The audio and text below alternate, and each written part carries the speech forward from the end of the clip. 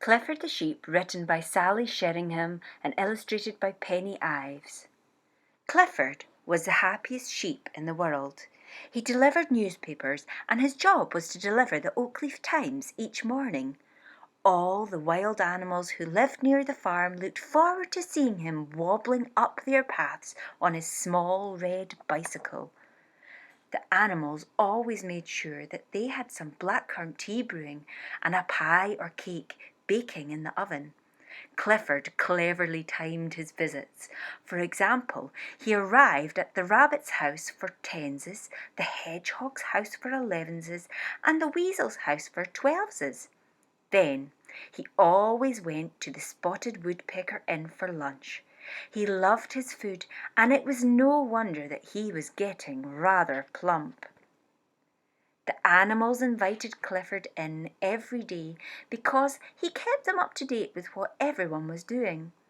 He was also an excellent storyteller, so when he was a bit short of news, he made up some stories. His favourite ones were about the wicked Fox brothers who had often visited the wood. The Fox brothers terrified the other animals. Once they really did steal some golden feathered chickens from Mr. Grey the badger, who was the mayor. No one had seen Mr. Grey smile or laugh since that awful night. Clifford was such a chatterbox that it took him all day to deliver the newspapers. He never arrived at Mr. Grey's house until supper time.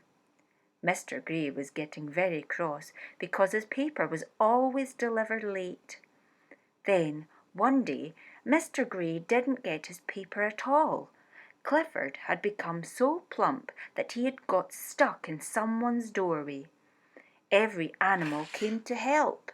1, 2, 3, pull! Shouted Graham Rat, and out popped Clifford like a cork.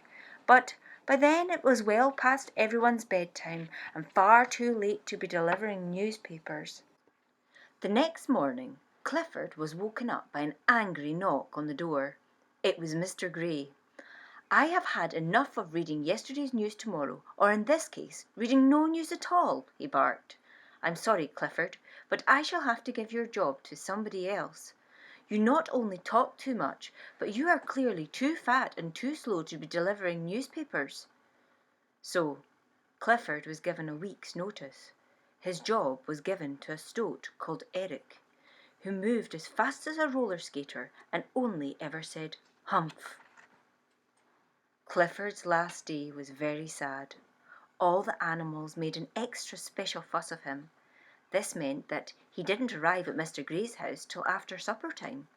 He pushed the last copy of the Oakleaf Times through the letterbox. Suddenly, Clifford heard sinister laughter from inside the house.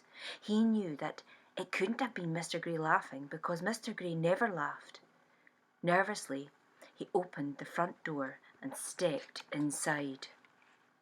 There before his eyes were the wicked Fox brothers. They were putting all Mr. Grey's precious antiques into a sack. Then Clifford heard a muffled "Help! Help!" coming from the grandfather clock, and sticking out of it was a grey stumpy tail. Mr. Grey was shut inside the clock. Trembling all over, Clifford crept towards the grandfather clock and unlocked it. Mr. Grey slipped out and ran off to get help. Clifford was just tiptoeing after him through the front door when his heart sunk to his hoofs. 4 sharp claws gripped his woolly shoulder. He nearly died of fright. "Not so fast," said one of the foxes, and he slammed the door shut. Clifford was trapped. "What a nice plump sheep," said the other fox. I think I should warn you, gentlemen," squeaked Clifford. "Mr. Grey has gone to the farmer for help." The foxes laughed. "Animals aren't friendly with humans," they said. "Mr. Grey is," Clifford lied. "He and the farmer play cards and drink potato brandy together every night." Clifford chatted on and on about the farmer, and because he was such a convincing storyteller, the foxes believed him. Suddenly, there was a crunch on the gravel. "That'll be the farmer now," said Clifford. You'd better run, or your fur will end up as orange hearth rugs." The foxes didn't wait to hear more. They ran as fast as they could and as far as they could. In fact, they ran so far that they were never ever seen again in the neighbourhood. All the animals rushed through the door. Clifford was safe and sound. What a brave, clever sheep he was. Then Clifford told everyone how he'd fooled the wicked fox brothers. It was the first true story he'd ever told about them.